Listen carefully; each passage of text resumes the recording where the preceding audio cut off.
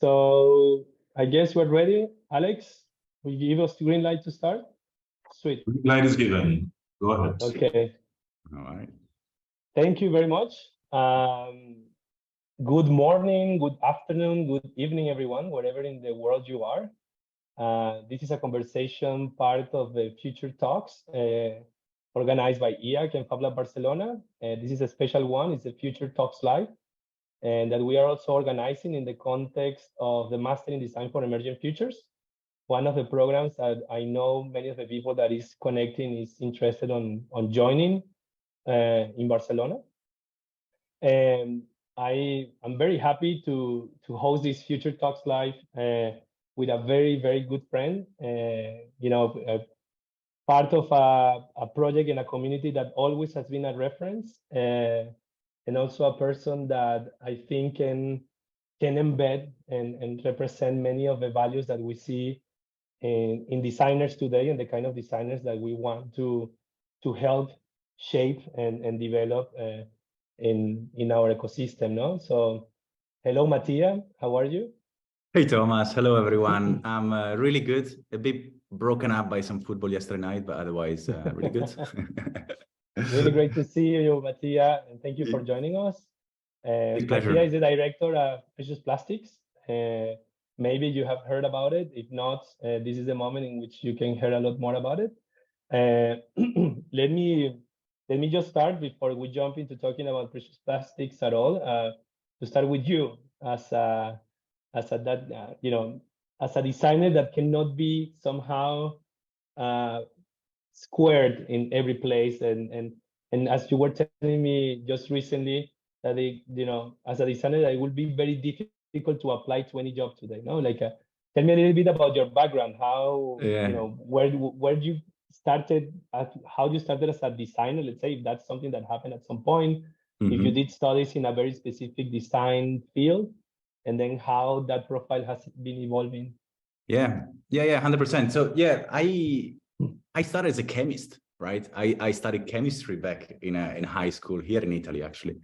And then, of course, that was really my thing. I mean, theoretically, it was interesting, but then, when it comes to the numbers and all of that kind of stuff, not my cup of tea. So yeah, moved to London and I enrolled in the Interaction and Moving Image course at LCC, London College of Communication. And that's where I got to play around with all the Arduinos and servers models and, all of those kind of fun, interactive and engaging sort of technologies. That was like back in 2011, so very early on, and that's actually very much when we met, when you were developing the Smart Citizen board, right? And at the time I was writing for a design blog, and that's how we first met. And then for some strange reasons, we always kind of met in different parts of the world also for different projects, which is fun. So yeah, did these 3 years there, probably the most fun time of my life. So, I mean, anyone here that is about to join this master, having the free creativity to do whatever you want, it's kind of the best, like there's no boundaries to your creativity. So I'm actually quite jealous. So yeah, that was a fun 3 years. And then, then you're faced with the market and you're like, all right, how am I going to put my creativity to work, right? That's always, or at least for me, was always kind of a big deal. I'm like, I don't want to use my time to make some big corporation even larger, right? I'm like, that's kind of lame. It's kind of boring. Everyone does that. And we don't need larger corporations. Actually, we probably need more, small scale, diverse, resilient, business ecosystems and sort of infrastructures. So after this very intense 3 years of design work, I actually decided to, fuck it all. I went to Berlin and I started making hats. So I learned how to sew, and like then hats. Yeah, like caps and hats. There was this really quirky, handmade hat maker called Captain Crop. And I spent there maybe a year, learning the craft and just almost forgetting about design, like after this intense 3 years, I was like, okay, I need a little break. Actually did a few jobs here and there, just right after, but then I was like, okay, I need a little break from that. And that was actually super refreshing, right? Okay, very digital 3 years, and then you go like more hands-on, right? And that was kind of refreshing. And then after that, after I remember this very pivotal moment when, like probably most of us, I was on a trip, this time in Morocco, and, you get on this beautiful, marvelous beach, and then it's full of plastic. I'm like, oh my goodness, Wow. it can't be the case, right? And, in that moment, I decided that I was not going to just accept it, right? I came back to Europe, and I remember this really strange little project of this guy in the Netherlands that was making some machines to recycle plastic. It's like, oh, that sounds fun. That sounds, potentially also something with an impact.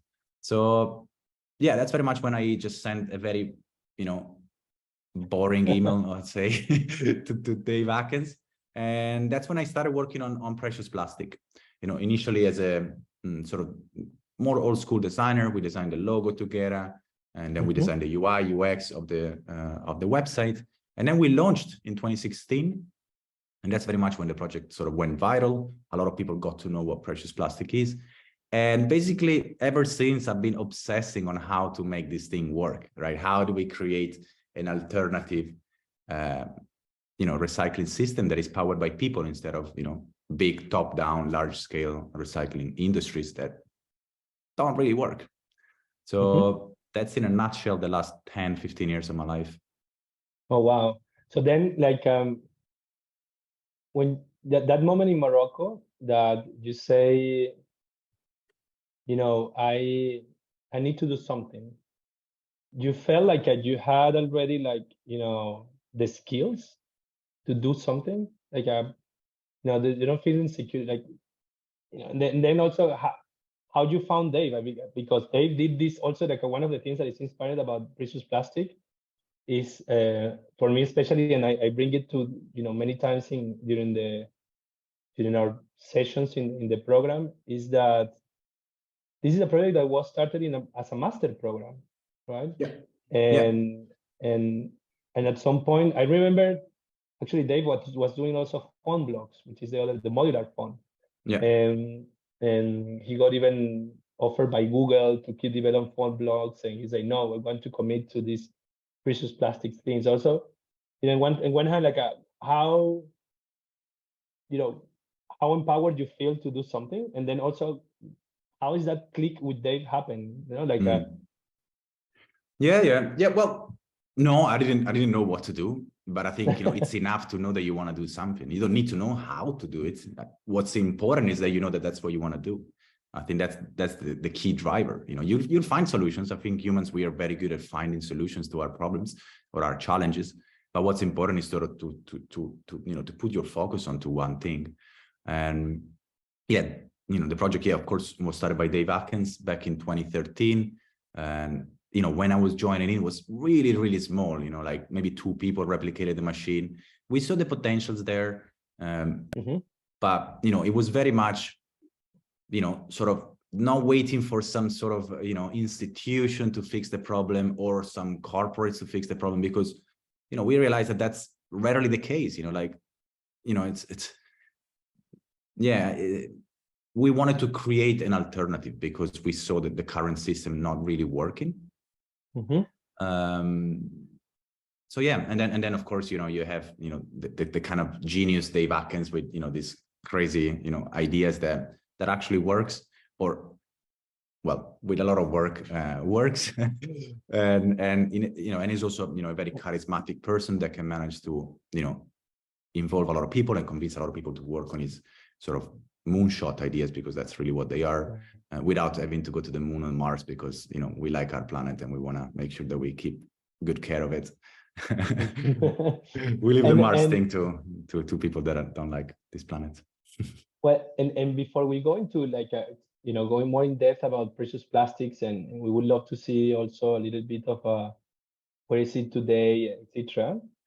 I want to use the reference that actually I want to take an opportunity to also to bring back that moment also when we met, right? Like you made a reference to Smart Citizen, the Smart Citizen project, and let me share also with I just shared the precious plastics link, but I will share the Smart Citizen as well with the audience. That because that's a project also like in a smaller scale that what they did, no? Like, and again, like when I use this space to talk about it, because it also exemplifies this kind of projects that they don't fit also in the commercial space. Let's say they don't fit also as I don't know, as something that you can easily go and sell to a government, but it's something that is so strange because it's you know, first of all, like the intellectual property model is like you know, the more people can copy it, the better, which goes totally against industry standards, right? The second is that it puts the consumer as a producer. In the case of a smart citizen, we take the production of data in sense of precious plastics is, you know, taking waste and turning into actually something valuable. It also, like the business model is not intended to become like a super unicorn and capture all the value in a specific field and then have shareholders that you can help them to get richer and buy super yachts, no, or mansions in the south of France. I mean, you could see that as the root cause of all our problems. So you know, if you take that as the foundation of your project, then you know you might very easily end up in the same situation. So that's very much why we stay that's away what from you were that. saying at the beginning, right? Like, and then it seems like if you don't have a project that it will become a unicorn, as a designer, let's say, then it's like you don't have any opportunity. Then you have to work for someone else. But you know, Smart Citizen, again, in a smaller scale, it's still like it's a project that with research funding, with some services that offers, it pays a small team and it keeps going, right? It's not intended to become like the biggest corporation of all worlds and rule them all, right? Like, and I assume also precious plastics the same, no? I want to understand also how you are approaching this kind of how you make this alive, because also we were talking earlier how these projects have almost their own life. And what is this approach as a designer to you almost like take care of the project rather than controlling it? You cannot control it. That's the thing, right? When you're involving people and users, you can't really control it, or at least we don't fully want to control it. I think what you want to do is to create an environment that people feel enticed to contribute, right? And you know, unless you are someone that thinks that they know it all, I think the real interesting part is when people have a space to play and to contribute and to, you know, give in their creativity. So, you know, we always, you know, we try to just create an environment rather than, you know, like rules. So what we do with precious plastic is very often like that. We don't tell people which machine to make or which product to make. It's more like, no, these are techniques, these are machines that enables you to work with plastic. What you do with that, it's, you know, up to you, your creativity, your context, your goal, your mission. It doesn't really matter.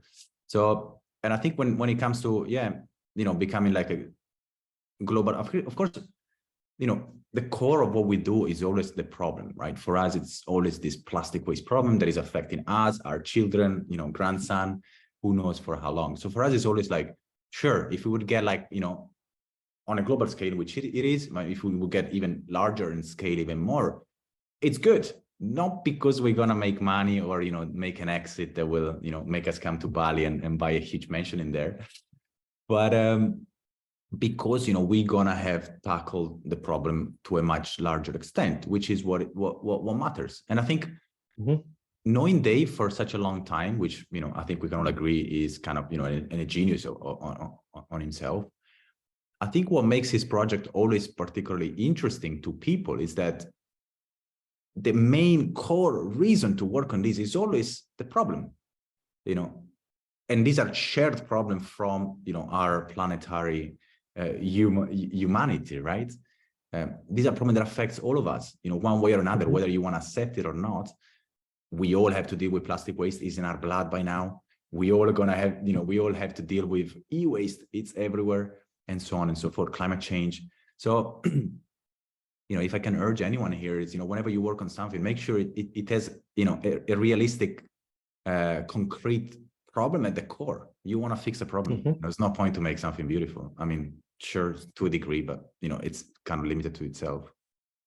Yeah, that's like a very 20th century thinking, I would say, like this idea of making beautiful, functional objects that can create convenience. No? And I'm going to relate this also to one of the, I would say, like the motivations also to make a space to learn. And this is, I'm going to talk a little bit about the program. Like the Master in Design for Emergent Futures is at the end for us, similar to how you describe precious plastic. This is very meta, no? Because we expect that the program provides students or participants to have the opportunity of have that creative freedom that you were talking about, right? And eventually plant the first seeds of what it could be their own precious plastics in the future, no? Like in the first year, we give them like a lot of skills and methodologies, but we put them in a context in which they're like a super fed on things, but also we ask them to work a lot in refining that purpose, no? And like, where do you want to put that energy that really drives you? Like at that moment that you had in Morocco, it's like we want them to have that click moment. That's what I was asking as well, no? And I'm having goosebumps now. Like, is this click moment, right? And then you are before that moment you have a lot of frustration, right? 100%. Yeah. Disappointment. Then you start to blame everything. Everyone, you feel lost. No, totally, including your master partners. You blame the tutors, you blame the program, you blame the school, you blame the city, and then there is a point that happens usually in the second term of the program, and then after this cathartic process, people click and have the Morocco moment. Like, this is what I'm going to do, no? So I feel like there is this need also in design. First of all, to treat design education completely different. It's not like we're going to give you the formula for you to participate in the industrial complex. It's not, the industrial complex is broken. We cannot, it's like sending you to die, basically. And we cannot turn you into this kind of psychopaths that want to make beautiful objects and brag about and pee on top of everyone else and brag about it and say, I'm better than you. Yeah. Right? Which is also like, the design gods. I think like should forget about this. And instead, I think like we're treating this idea of like a design education as something that we need to redefine. Therefore, it needs to be an experiment itself. And sorry. If I can add to that, which is something that I particularly feel, we are all sort of son of this kind of uncertainty, right? I was trained, during the 2007 sort of financial crisis. I lived on, very low wages for most of my life. And I think this kind of trains you on how to accept and how to dance with uncertainty. Life is uncertain. You might want to get your ideal job, best house, amazing wife, whatever. It's uncertain. Things can happen all the time and will happen all the time that sort of shakes your life like crazy. And you can either be prepared to be anti-fragile and to be, to be okay with uncertainty, to be okay with having to change the way that you think your life is and do you think your job is and that you think things should go. That's not one way. And I think we have to be prepared to just jump from one thing to another, from one opportunity to another, from one fuck up to another. I mean, many fuck ups we do in our day-to-day lives, and it's okay. I also believe that attached to this, like learn to navigate uncertainty. Again, it's something like one of our taglines as well. Is this idea also that we need to learn as well, right? Like, and this is, it relates also with this, how the pace of change is changing, right? Things that used to change more slowly are changing faster. One thing could be culture, it's changing faster. The other could be, and when I'm talking about culture, it's like this deep perception about certain things, family, friends, work, life, whatever. It's part of our culture, and and of course, the climate is changing rapidly, and we are seeing that because our own impact. So we're going to change the challenges that we're going to face. But also technology is changing way ridiculously faster, right? Like now we're seeing, and of course, one of the elephant in the rooms in terms of technology, apart with dealing with digital fabrication, blockchain, and synthetic biology during the program, is like this kind of the tsunami of AI, right? And ChatGPT and how it's going to change education. So I'm not going to ask you like, what do you think about how ChatGPT is going to change precious plastic? Because I feel like that's a question that everybody's asking everywhere, but it's more about like this deeper sense of learning how to learn and to incorporate in your toolbox as a designer new skills. And you have been doing a lot of that, no? Yeah, I think it's perpetual learning, right? I mean, that you always have to learn, also like as a human, on a psychological level. I think, somehow we always think we're right, but we most of the time wrong. So I think you have to learn also how to constantly question, who you are, what you think, what you believe, who you love, how you love. So yeah, I think it's a matter of like smashing our certainties, because they are most of the time wrong, and I think part of that is also relearning, your assumptions. And I think with culture comes a lot of assumptions, right? And sort of stereotypes and things that your brain uses to sort of go about their days without having to use so much energies. But in a way, they are full of errors, right? Full of bugs. And I think it's a matter of like being accepting of those bugs. I think is a normal sort of condition of humans.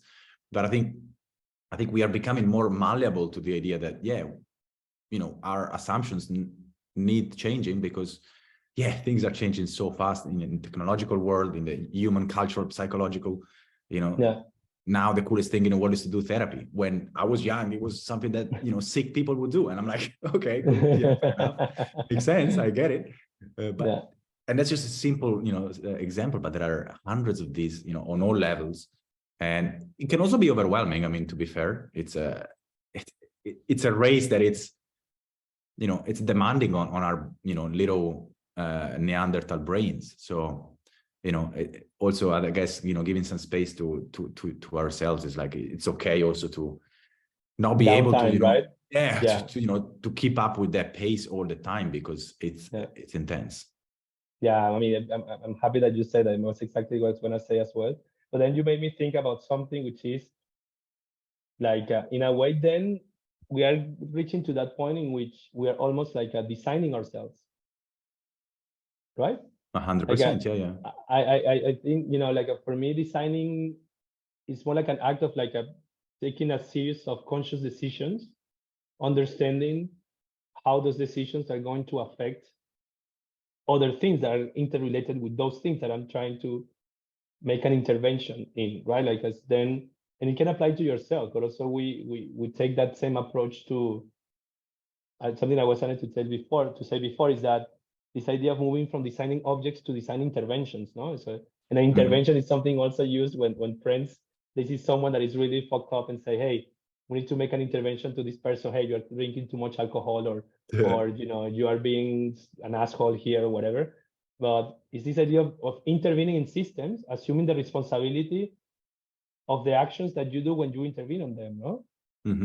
Yeah. And I mean, as you talk now, I think also I was thinking potentially, also these Indian babas and gurus, potentially they are the original designers of the brain and the mind and the spirituality, right? Where they just, okay, that's how my thoughts work, and that's the consequences that you have. And in a way, that's also, if you want, a field of design. I mean, I'm just going to be more abstract here, in a way that's also the house that we live in day out, and I guess up until last decade, no one was really giving too much attention to that, or maybe last century. But I think, again, it's the house that we live 24 hours a day in. So that's also very important that you put attention there,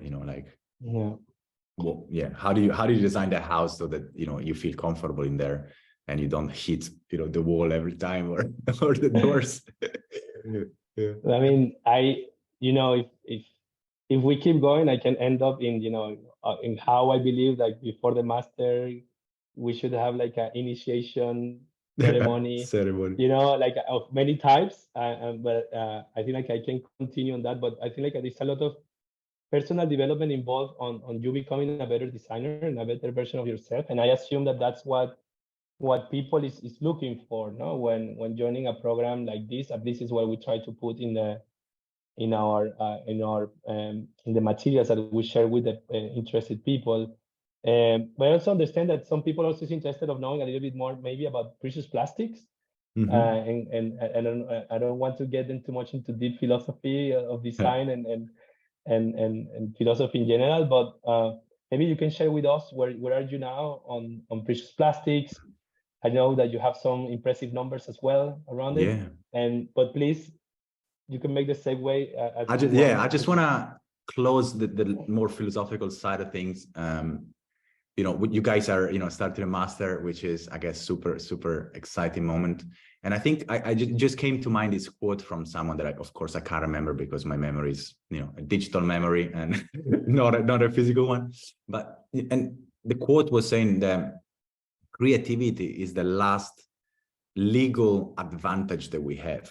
You know, because it allows you to think outside of the box. And in a society that is becoming more and more boxed, that's a very important skill to have. And I think a master like the one that you guys are running, it's gonna provide you with that sort of creativity that you can apply to a job, of course, but even more important in your life. You know, when, you know, all of these challenges, technological challenges, societal challenges will come up, you want to be able to think outside of the box. Otherwise, it's gonna be challenging, I think. So just, yeah, wrapping up on that more high-level philosophical conversation. On like, you know, going full on creativity, and don't be judgmental. Just let it flow. That's not right or wrong in creativity. That's just different paths. And you know, if a path potentially doesn't work at a certain time, maybe it's just not the right time. It's not necessarily about the idea. It's sometimes you need to be in the right place at the right time. And that's very much where Precious Plastic was in 2016, when we relaunched version 2, right? It was perfect. People were starting to understand there was this problem. Some people were starting to talk about it. It was super fresh. You can recycle plastic yourself at home. And that's why, you know, it went viral, and we had, you know, many hundreds of thousands of people starting. So timing, it's really crucial. And I think that's why, you know, as a student, as a designer, you kind of need to be a cultural observer, you know, seeing what are the trends in society, sort of being 6 months ahead, a year ahead of what's really going on. And, you know, if you can manage to hit that sweet spot, then your project idea will be successful. So yeah, Precious Plastic is, well, actually, I was checking, we are hitting our 10th anniversary right now, which, yeah, potentially sort of, yeah, we can't call ourselves a startup anymore. Not that we ever did. Some people did, but yeah, it's kind of crazy. It's 10 years of this entity. Can you share with us a little bit of you know, the map and yeah. How do you share the screen here? Sorry.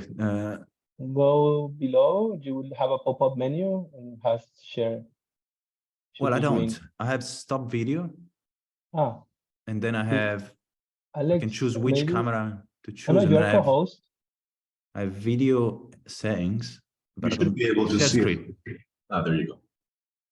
Share screen, but I don't see that.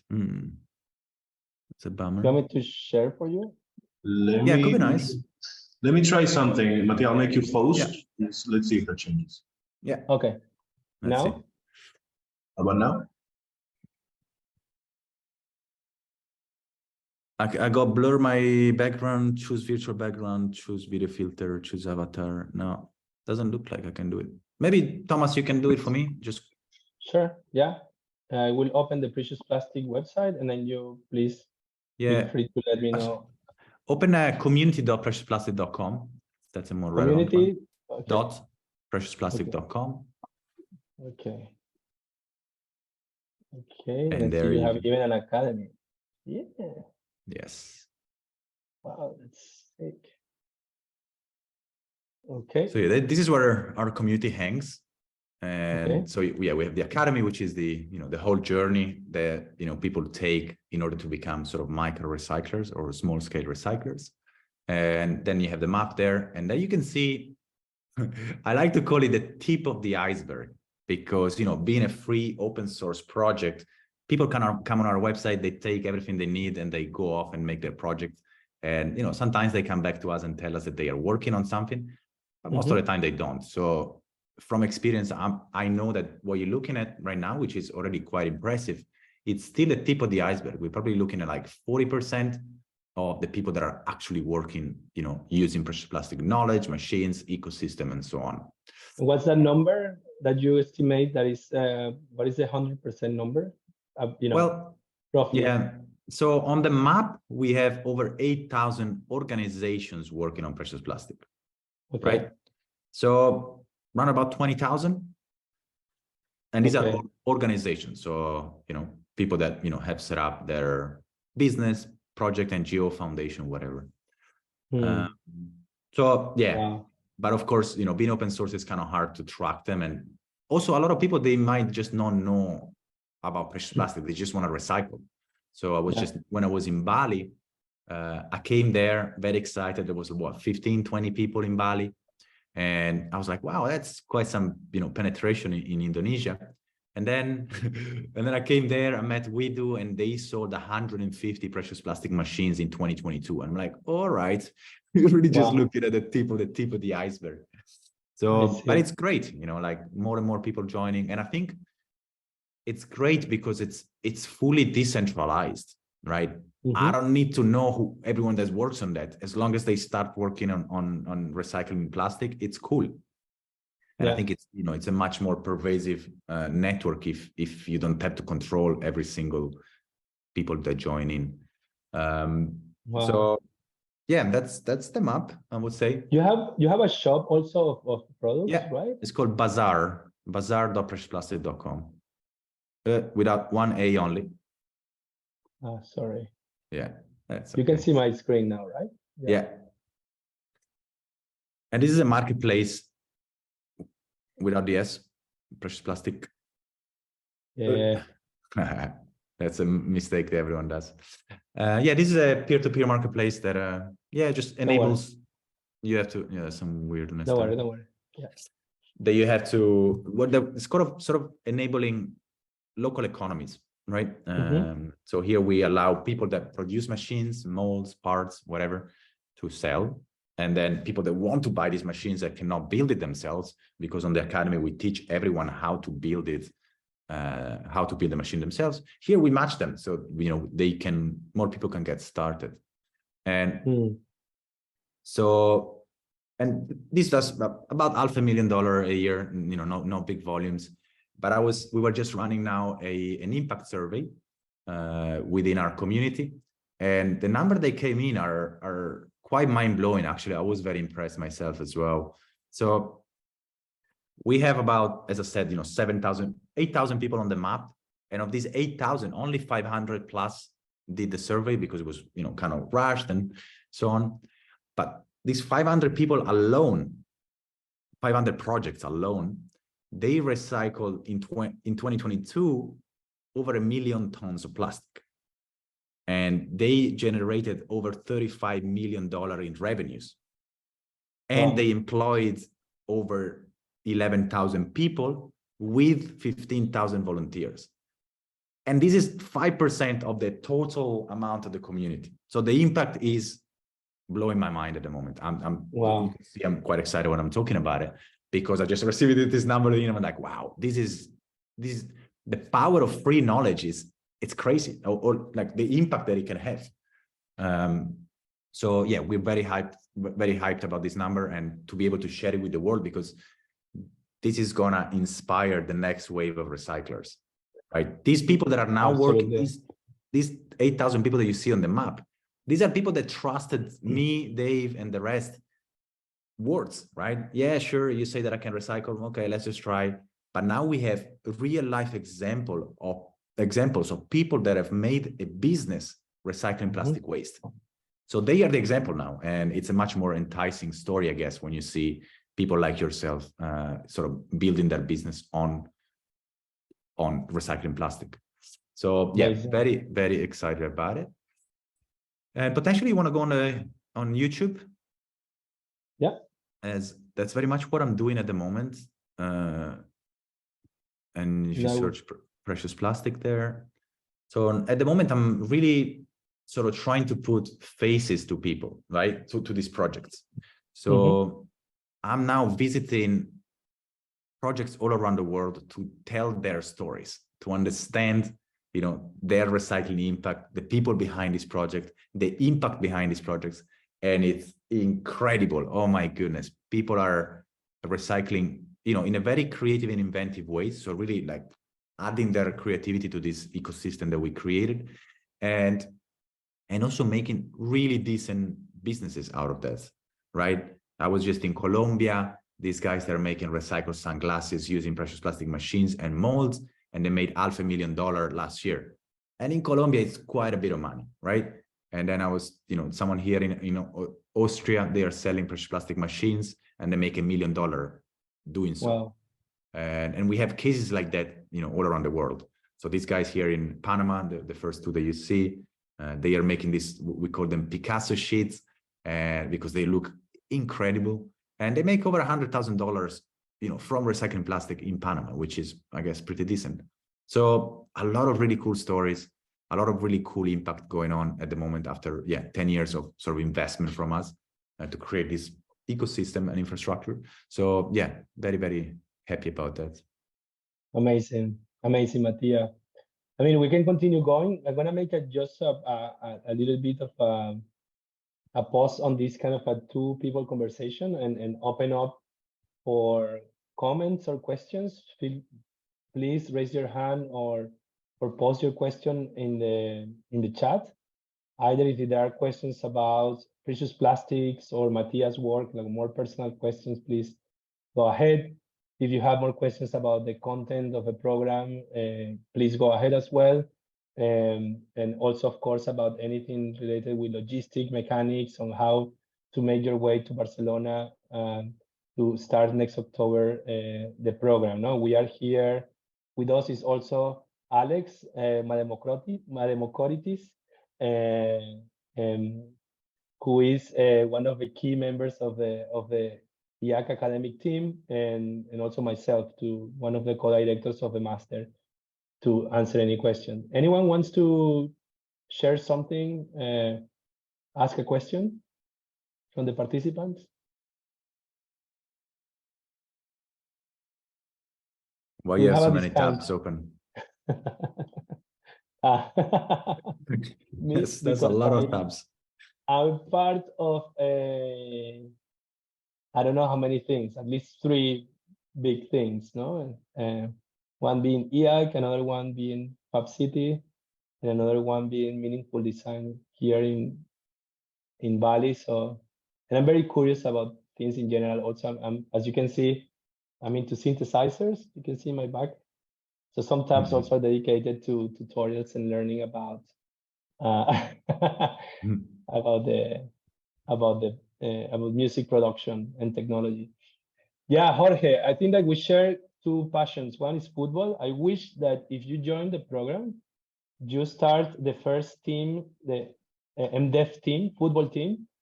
I have to say, the last time I was in Barcelona, we made a team, the Fab Lab team, beat the ass of other teams in the playing futsal. But yeah, football is something that we miss a little bit. And then music production, this is more personal. It's not involved in the master, but in the past, we had, for instance, last year, Joaquin did a project related with music, an intervention on translating music into 3D shapes and then using these 3D shapes to produce music. I'm going to share the link in a bit. So now we have a question from Minea Petrascu. Minea, correct me if I'm wrong. Where are you from? I know where you're from, but I want to ask you, where are you from? I'm a Romanian and also a future student of MDEF. Amazing. Okay, mulțumesc, yeah. So yeah, a question for you, Mattia. Oh, maybe you yourself, Minea, please ask the question now that you open the microphone. Go ahead. Sure. So we know that there's multiple types of plastic. Not all plastics are created the same. So Was that what is the process in deciding maybe the technology behind the machines as to for each type of plastic, what do we have to do, what changes do we have to make? Were there any big challenges technical wise when trying to design and create a solution for each category of plastic and all the challenges that they pose? 100%. I mean, daily challenges, I would say, for various reasons. I mean, of course, the polymers have different natures, and they all have different sort of chemical properties and physical properties, which requires, different processes and techniques. So, and additional to that is also like a whole industry that it's kind of failing at making it clear, what polymers they are. And also within each category, there is also a lot of differences with additives and colorants. So it's a complicated thing, right? And also developing the machine was, always, sort of challenging.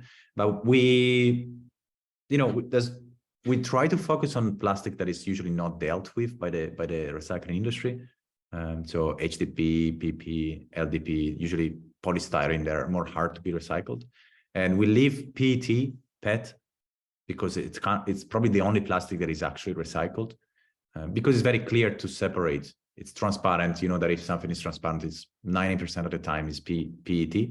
And that's, I would say, one of the biggest challenges of recycling is the fact that, you never know which plastic it is really, or it's very hard to know. Often companies don't put the label, and even when they do, there are some issues there. And also PVC, we don't work with that because it's highly toxic, and we just want to make sure that our people are safe, I would say. But that's what I often call precious plastic a new craft. Like people used to work with wood for many centuries, and marble and all of those beautiful materials. Now we have this new material that we have generated. And so, like any craft, it takes years of experience and development and interest and curiosity, just like Tomas is checking and learning about synthesizers. So I think it's very much, an ongoing investigation from each community member, right? And we just provide a few solutions. We don't have answers to everything. And I think that's the beauty of having a community. And that's very much where we are, sort of our midterm sort of strategy is very much to shift. It's very interesting, actually. It's very much to shift the development of the knowledge, of the open source knowledge, from us, our team, small team in the Netherlands, wherever, so limited in its nature, towards a development that is happening from the community. So from the outside in. So back in 2016, 2015, no one was recycling small scale. So we had to sort of spearhead the development of these machines ourselves, because no one was doing that.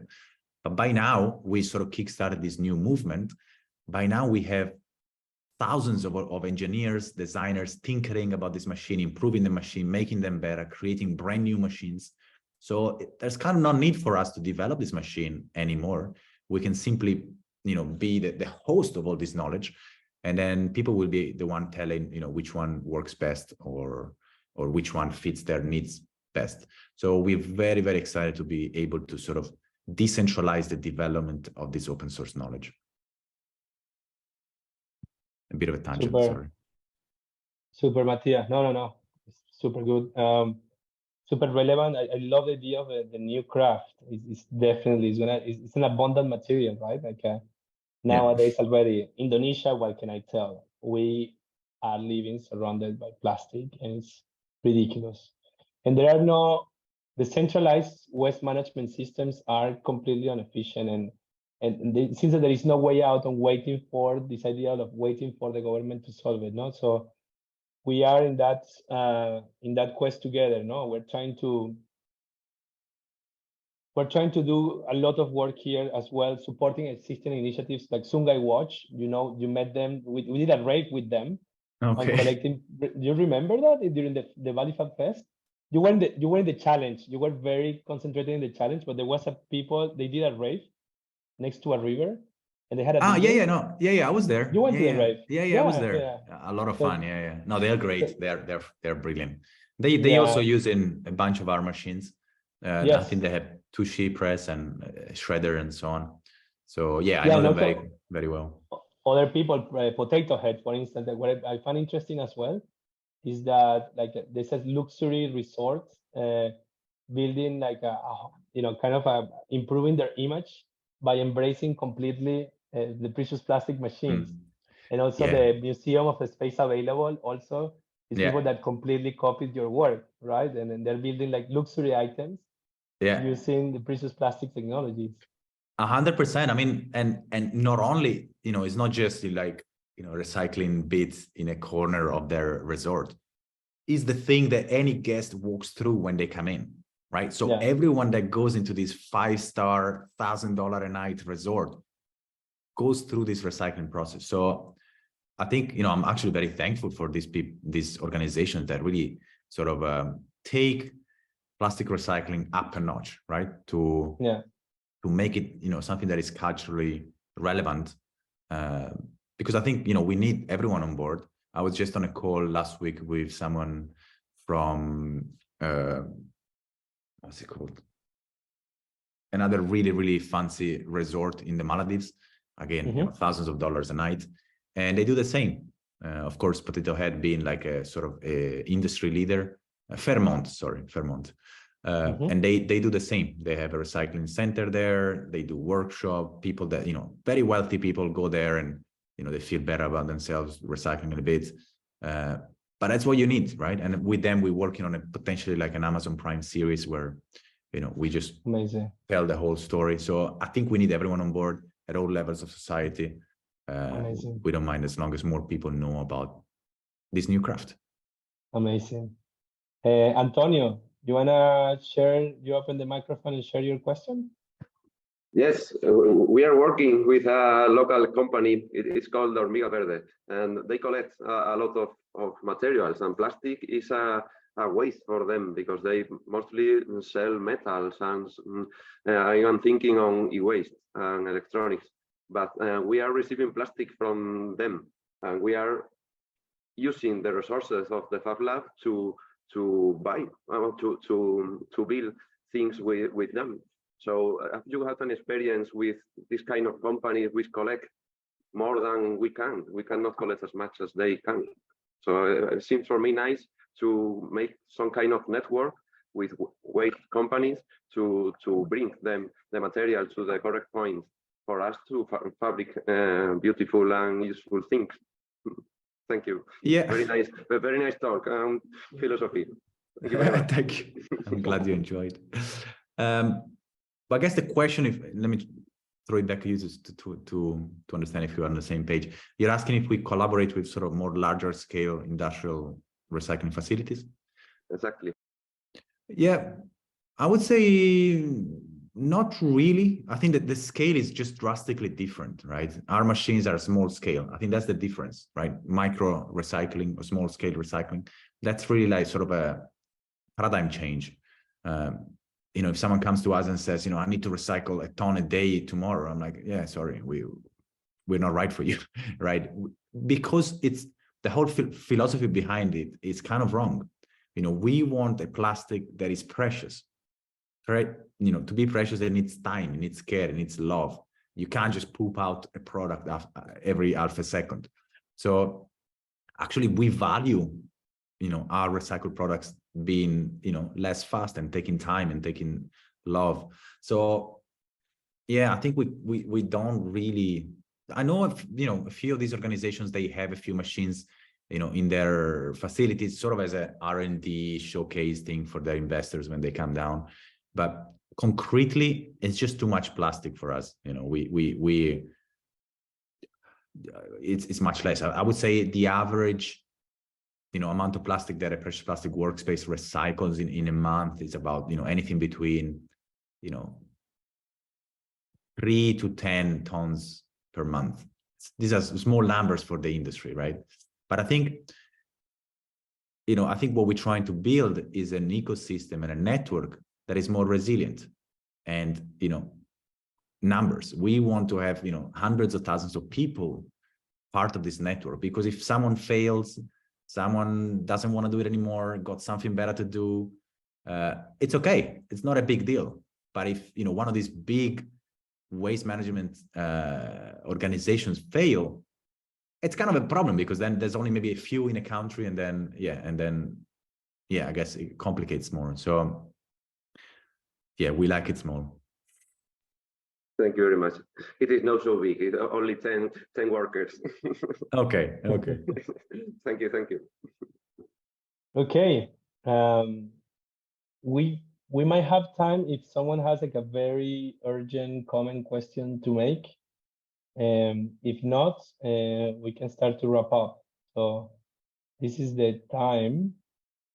Well, I'm wondering Sure. what your take is on designing for emergent futures in the digital space more than in the physical space for the program. Like, is that going to be a thing, or how's that being thought of for the foreseeable future? Sure, Jorge. I think like this is something that I usually refer to in relationship to the digital space that for me is misleading. That is this idea that digital is dematerialized, right? It's like somehow like some kind of a separated from the physical world. And specifically the work that we do inside the Fab Lab network, and that is linked also with the research agenda of Professor Neil Gershenfeld at the Center for Bits and Atoms at MIT, is understanding the relationship between the physical and the digital in a more fluid way, right? You cannot have, you know, atoms without bits and bits without atoms, basically. So even now that we can design things to put into screens, we are not interested in to design things to be put into screens, to be honest. But we're interested in designing for a digital that is more intertwined with the physical. In more specific terms, I believe like both the work that we're doing inside the Fab Lab on, again, turning bits into atoms, in atoms into bits, is going to be more and more linked and intertwined what is happening with the expansion of intelligence capabilities, of course, with AI, ChatGPT, and all the tools that are emerging now. It's an agenda that we have been taking always strongly. Actually, the program is basically the foundation of the program is in the convergence of crisis and also in the convergence of technologies.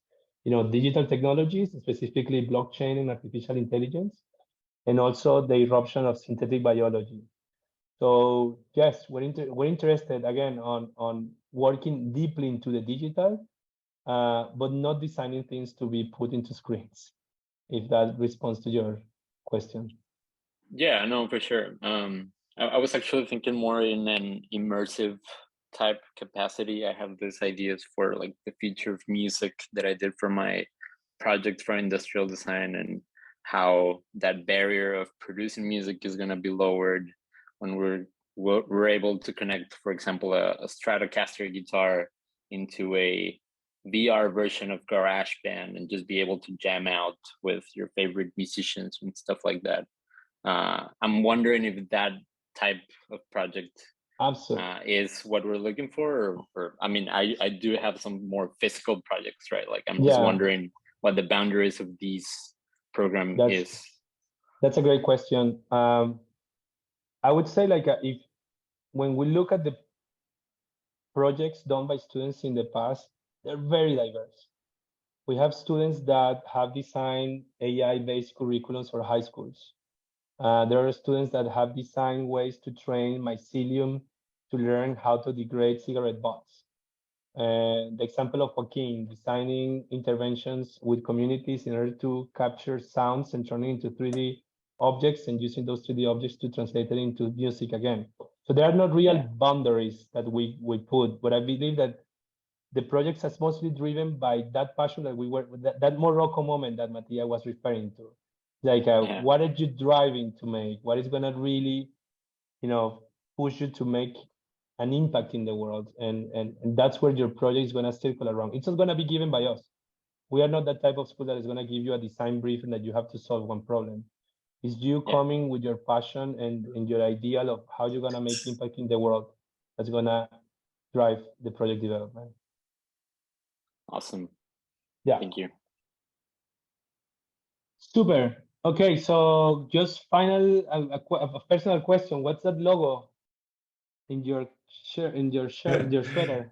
Yeah, it's I'm not sure what it says. It's a recycling it's a recycling center that we built in Jordan, Amman, with the Princess of Jordan, and it's entirely run by women. So yeah, very successful project, I guess, that we ran last year, I think, and it's still ongoing. And now they're making beautiful benches and key rings, and they also make the praying thing from recycled plastic. So very fun project, and I'm just still carrying the hoodie. And yeah, that was, you can check it out. It's called Precious Plastic Amman. Super. So I'm gonna I don't want to be the bad cop. I'm gonna leave that to Alex. Alex, do we have time for the last question? Absolutely. Okay, but Diwe, I know you. You put me in the hard position on getting you have the last question, but you put yourself in the hard position of asking the most amazing question of all times. So please go ahead. No pressure. Well, I'm super hyped with your project. I was last time also in Bali with the Fab Island challenge, and we were sideline researching more into coffee waste products. So I'm very much interested in the Beyond Plastic branch. I haven't seen much progress. I don't know if you have been improving the machines or the collective is growing in that side or not. But I wanted to know a little bit of how is it going, and if you have some specific idea on how to bootstrap this kind of Fab Lab. So I want to ask you in the beginning if you were working with grants or how you build your first Fab Lab with your machines. So yeah, that would be my question. Thank you. Thank you, man. I think I remember you from last year. Great question. Bit of a lame answer. Beyond Plastic, it's a project that we all love very much.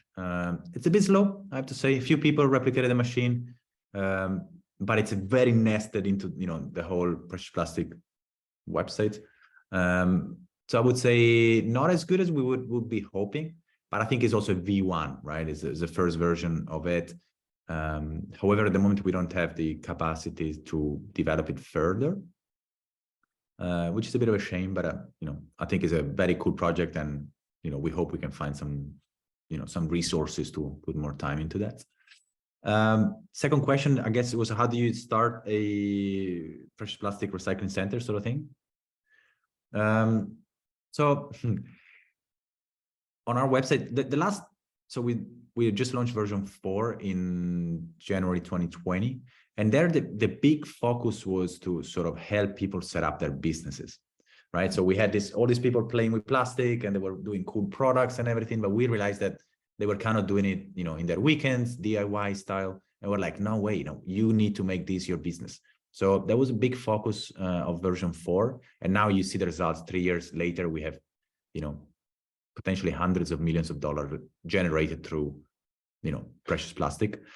So on our website, you find, all those informations on how to bootstrap your business, different ideas, education, recycling sheets, whatever. And there, we also give some templates on how to make your business model, how to really plan your project and to understand what makes sense for you, given your particular context. So just like Precious Plastic style, making it as simple as possible for anyone to understand a little bit about business and to make sure that you start a project that can be financially sustainable. So there's many different things that you can do within the Precious Plastic ecosystem. So it really much depends on that. And for each thing, we have a sort of, different templates that you can use to sort of shape your idea a bit more from a business side of things. But on your side, it was with grants that you were able to run your company. You mean Precious Plastic? Yeah, Precious Plastic. Because to start, maybe I know how to build a machine, but maybe I don't know I don't have the technical skills. So you have to purchase materials, so it's costly anyway. So yeah, how you start from nothing to achieve that. You mean Precious Plastic, yeah? That's a difficult question right there at the end. Bring it on. Yeah, that's, I would say, one of the difficult things of running a free open source project, right? We don't sell anything. You go on our website, you get all the knowledge that it took us 10 years to develop for free, and it's great because that allows for anyone to start decentralized development and to have those numbers that I was just sharing. So far, we have run on a few grants, very small grants, I would say. If I were to share with you guys, the amount of money that went into precious plastic up until 2020, it's ridiculously low. I would say the main resource that got precious plastic where it is, human love. A bunch of people like myself dedicating their lives to it for little to no money. So version 4 was developed by over 100 people that came to Eindhoven and dedicated anything between 3 months to a year and a half to make sure these things exist. What we were talking in the beginning with Thomas, this kind of weird organization idea project, and everyone was there for developing it. And so I would say there's a big history and legacy of like volunteering up until 2020. I'm now trying to change things, grown into a adult, mature human being that has to pay some bills here and there. So I try to make sure that we have some sort of business model in place that can pay for the cost of running an organization. And now we are sort of going full into fundraising and making sure that we have some sort of funding to basically bring precious plastic where it needs to be, right? The organization. So I'm now traveling all around the world. I was in Bali, in Indonesia, was then now in Colombia, then in Central America, and I'm meeting people that work on precious plastic the whole time. And the main feedback that I get from them is like, okay, you guys obviously are a multi-million NGO. And I'm like, man, you couldn't be more wrong than that, right? We are, really broke, I would say, as an organization, but it's by design, So we now put in some thinking into, how to change that and make sure that we can grow into that multi-million-dollar NGO or foundation, so that we can offer, ever better precious plastic and solutions to the plastic waste problem. Okay, thank you so much for your inspiration. Thank you, man. It was a fabulous Diez. Thank you so much. Also, you brought the issue about the life beyond plastic. No, I think that's super relevant as well. Am I having a lag internet, right? You're back. Okay? You're back. Yeah, you're back. You're back. I'm back. Yeah, I was saying, Diez, thank you so much for the best question of all time. I think you raised two super issues. One is to think about life beyond plastic. It seems like we're going to have, at least a few decades. If we do it very, very well, less than a century without plastic. If we keep, as a society, keeping raising the stupidity, we will continue for centuries with plastics. So still, it's a craft that if you learn it, it's going to give you something for a few decades. But I pretty much agree that the way to go is also making, I think like part of also what we do with the idea of Fab Labs is kind of like you exist because there are problems, right? Precious plastics. And then in a way, we're working to make ourselves obsolete. And I think like that's something that is super interesting to think about when you create something and you kind of design the way out of that something from the world. Mm-hmm. Because if precious plastics keep going and becomes like a massive corporation, it needs plastics to be produced. And what we want is not plastic. No? Yeah. So that's super interesting. Yeah. Yeah. And I would say on a personal level, going back to the whole philosophical question of earlier, I think it's now pretty understood that happiness comes from being in the process. The actual goal, once you get there, you're going to be happy for 1, 2 days, 2 weeks, 2 months, whatever, but it's limited. Whereas being in the process, it's what really brings happiness, I guess. And I get, and by that token, to work on a problem that is almost unfixable and unsolvable, to a degree also can provide you long-lasting happiness, because you're going to be in that process for a very long time. So I think there is value also to work on these big monumental problems, because if you enjoy to work on them and if you enjoy to try and fix them, they're gonna provide you happiness for a few decades. To a degree. I cannot agree more. And I, you know, I also, one of the things we insist when students focus on their project is that you're not gonna finish the project during the program, but you're gonna start the journey that is gonna be the next decade of your life. And I'm quite convinced that a project to be significant needs 10 years of dedication, of love that you were saying, right?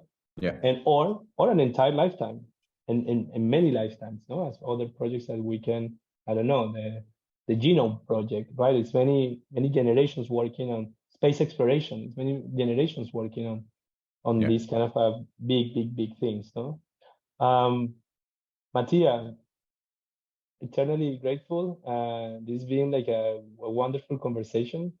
We have a lot of precious plastic machines in Barcelona.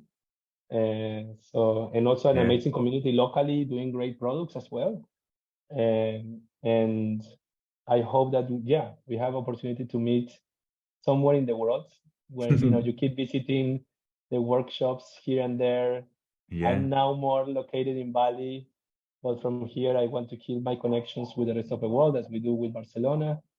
And, you know, here we are to keep supporting each other. I hope that we can contribute as well in some level, as we have been trying to precious plastics.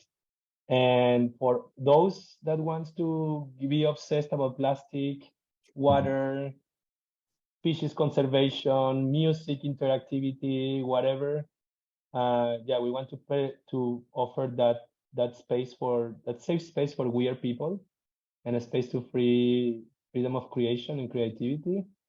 And if you want more, you know where to find us. Mattia, again. Cool, man. It's been a brother. very lovely hour. I very much enjoyed it. I hope we brought some value and inspiration to all of you guys. And just get the most out of the master. It's probably a very fun year and a half. Just maybe a wrapping thought. You know, come in blank. You know, just make sure that, you know, don't come with your assumption and ideas too much. Just make sure that you get transported by this beautiful sort of journey that a master can be. Amazing. Okay. Thank you very much. Cool, guys. Good day.